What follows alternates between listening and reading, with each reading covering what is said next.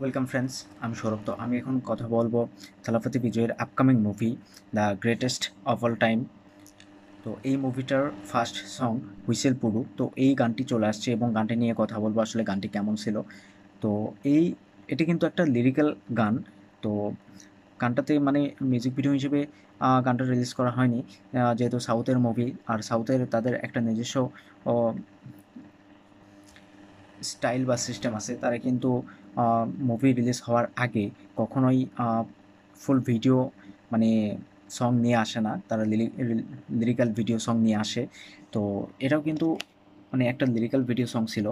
আর এক কথাই বলতে গেলে এই গানটা কিন্তু আমার খুব একটা ভালো লাগে নাই। এই গানটি কিন্তু থালাপতি বিজয় তিনি নিজে গেয়েছে এবং গানটির মিউজিক করছেন ইভান শঙ্কর রাজা। তো ইভান শঙ্কর রাজা যথেষ্ট ভালো একটা মিউজিক করছে। আর গানটি শোনার পরে আমার মনে হলো যে গানটির যে কথাগুলো বা থালাপতি বিজয় যেভাবে গানটি গেয়েছে, হ্যাঁ ঠিক আছে, কিন্তু গানটির গানটির মিউজিক এতটাই মানে বেশি, মানে আপনি গান শুনতে পাবেন না, আপনার কানে জাস্ট মিউজিকটাই বাজবে এবং মিউজিকটা আপনার কাছে এমন মনে হবে যে এই গানটি শুনতে আপনার বিরক্তি এসে যাবে। তো সেখান থেকে বলতে গেলে গানটি একদমই আমার পছন্দ হয়নি। যদিও এই গানটিতে কিন্তু আমরা থালাপতি বিজয় এবং প্রভুদেবা তাদের দুজনকে একসঙ্গে ডান্স করতে দেখতে পাবো। হ্যাঁ, প্রভুদেবা এবং থালাপতি বিজয় তাদের অসাধারণ কিছু ডান্স স্টেপ কিন্তু আমরা দেখতে পাবো।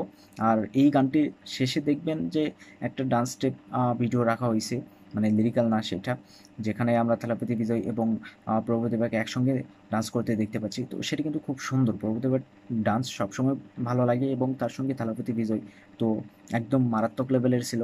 আমার খুব ভালো লাগছে। যদিও গানটা ভালো লাগে নাই, কিন্তু ডান্স দেখে আমি সত্যি অসাধারণ আমি মজা পাইছি। তো এই গানটি আমার মনে হয় যে মিউজিকটা যদি আরেকটু বেটার করা যেত এবং মিউজিকের যে সাউন্ড সেটা কিন্তু আরেকটু কমিয়ে আনলে বেটার হতো। তাহলে গানটা কিন্তু কোথাও গিয়ে প্রত্যেকের পছন্দ হতো।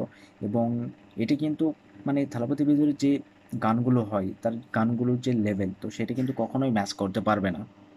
তো লিও মুভির ফার্স্ট সং যখন আসছিল না রেড্ডি, তো না রেড্ডি গানটি কিন্তু অসাধারণ ছিল এবং সেই গানটিতে মানে যেভাবে থালাপতি বিজয়কে প্রেজেন্ট করা হয়েছে, তার স্টাইল, তার মুভমেন্টস মানে অসাধারণ ছিল।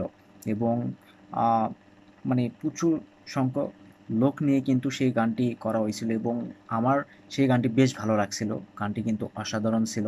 তো কখনোই এই গানটা কিন্তু হুইসেল পুরো এই গানটি কিন্তু সেই নারেড্ডির মানে লেভেলটা ম্যাচ করতে পারবে না।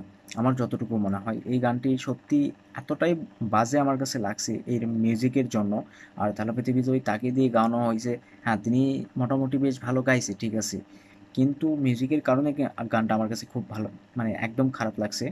আর যেহেতু লিরিক্যাল ভিডিও নিয়ে আসা হয়েছে এবং পরবর্তীতে তারা যদি ফুল ভিডিও সং নিয়ে আসে, কখনোই সেইটা কিন্তু মানে ট্রেন্ডিংয়ে আসবে না, বা সেইটা কিন্তু দর্শকের কাছে তখন কোনো মানে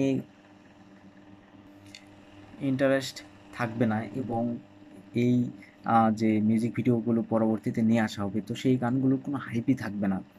এখন তারা লিরিক্যাল সং নিয়ে আসে, তো এটা তাদের নিজস্ব একটা স্টাইল সাউথের।